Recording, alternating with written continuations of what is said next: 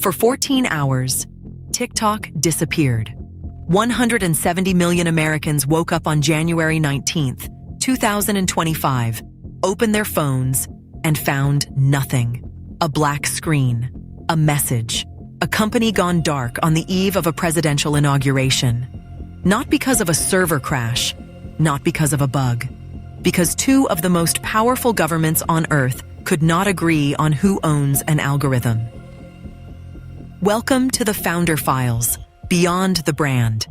This is the story of the deal nobody could close, the code nobody could sell, and the app that rewired how a generation sees the world. To understand how we got here, go back to 2012. A 29-year-old engineer named Zhang Yiming founded a Beijing startup called ByteDance. His original product was not TikTok. It was a news aggregator called Toutiao, built around a machine learning recommendation engine that learned what you wanted before you knew you wanted it. That algorithm was the asset. Everything else was just the wrapper. In 2016, ByteDance launched a short video app called Douyin for China. 1 year later, they brought it global under a new name, TikTok. In 2018, they acquired musical.ly and merged it in overnight, absorbing 100 million users just like that. The growth was engineered by a recommendation system that could hook a new user inside 22 minutes. Silicon Valley had not seen anything like it. By 2020, TikTok was the most downloaded app on Earth. It had cracked something Facebook spent a decade trying to crack. Interest-based recommendations so accurate it felt psychic. You did not follow accounts, you just watched. And the feed knew. Teenagers in Ohio were discovering creators in Lagos. Small businesses were going viral overnight. Musicians got their first break through 15-second clips. Global ad revenue was estimated between $18 and $23 billion in 2024, with the United States taking a disproportionately large share. ByteDance was valued at approximately $300 billion, making it the most valuable private company in the world.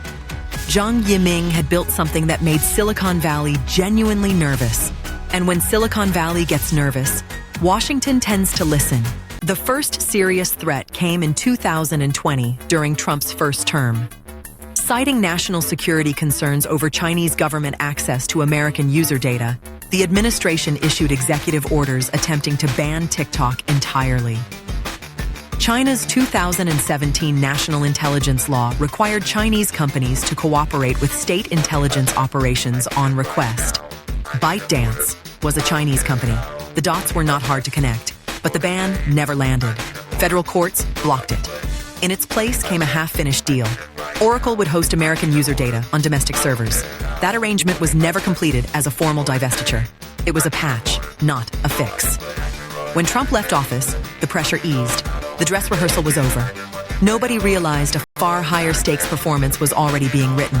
Then came April 2024. President Biden signed the Protecting Americans from Foreign Adversary-Controlled Applications Act into law. This was not an executive order. This was Congress, bipartisan, both chambers. The law gave ByteDance approximately 270 days to divest its ownership of TikTok's U.S. operations, or face a total ban on American app stores and web hosting services. The political math was brutal, but the law created an immediate paradox. You had 170 million American users that neither party wanted to alienate heading into an election year. And you had a Chinese parent company sitting on an algorithm that Beijing considered a national strategic asset. The law said, sell. Beijing said, the algorithm is not for sale. That contradiction was the fault line the entire story would crack along. Here is the detail most coverage buried, and it is the most important detail in the entire saga. In 2021, China updated its technology export control regulations, giving Beijing explicit authority to block the export of AI and algorithmic technologies deemed sensitive. TikTok's recommendation engine fell squarely within that category, which meant that even if ByteDance wanted to sell the algorithm, the Chinese government held an effective veto. A deal without the algorithm was a deal for the brand and the user base. But the thing that made TikTok worth $40 to $50 billion in U.S. operations alone according to analyst estimates, was the recommendation engine. Sell the algorithm, and Beijing says no. Keep the algorithm, and Washington says no. ByteDance was not caught between two governments. It was the thing two governments were fighting over. And Jiang Yiming watched from the sidelines in silence. As the deadline approached, the bitter circus arrived. Oracle was already in the conversation as the existing infrastructure partner. Steven Mnuchin, the former Treasury Secretary, assembled an investor group. Andreessen Horowitz was reported to be circling. And then there was Frank McCourt, the former Los Angeles Dodgers owner, leading something called Project Liberty, backed by Guggenheim Partners. McCourt's pitch was philosophically different. He argued TikTok's problem was not just ownership, but architecture. His so-called people's bid would rebuild the platform's data infrastructure entirely, moving away from the algorithmic dependency that made it valuable and controversial. Critics said it was like buying a sports car and replacing the engine with a bicycle. Meanwhile, ByteDance rejected every serious offer, insisting TikTok was not for sale at any price that made strategic sense. And the same unanswered question sat behind every conversation. Even if a price were agreed, would Beijing allow the transfer? January 17, 2025. The United States Supreme Court issued its ruling in TikTok Incorporated versus Garland. 9 justices, unanimous. The divestiture law was constitutional. The court rejected TikTok's First Amendment arguments, ruling that the government's national security interest outweighed the free speech concerns raised by the company and its creators. This was not a close call. Every single justice, from the most liberal to the most conservative, agreed that Congress had the authority to force a private company to sell or shut down its American operations. There was no precedent for this in modern U.S. tech regulation. None. The ruling sent a clear signal not just about TikTok, but about the era we had entered. The age of unchecked platform growth, insulated from intervention by regulatory inertia, had a new boundary. The court had drawn it. TikTok had until January 19th to comply or go dark. And then it happened. On the night of January 18th, TikTok went dark. Users opened the app and found a screen telling them the service was no longer available. For approximately 12 to 14 hours, 170 million Americans experienced what a ban actually felt like. It was not abstract. It was a black screen on their phones. Creators who built their livelihoods on the platform panicked.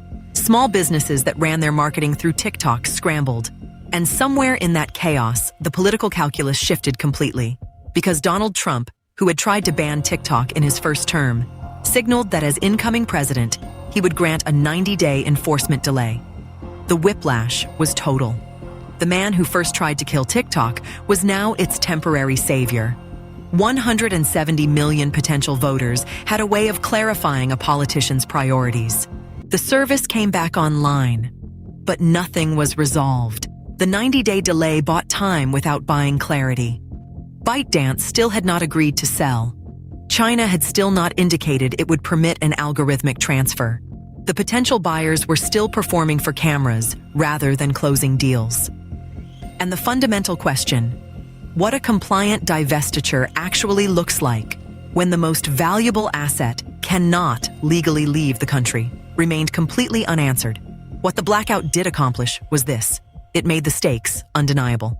Every American who opened that app to a dark screen understood, in a way no congressional testimony ever could, that this story was not about data policy or trade law.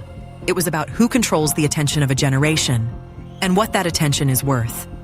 $40 to $50 billion by some estimates. Possibly worthless if the deal never closes at all. Step back from the noise, and the TikTok saga reveals something much larger than one app.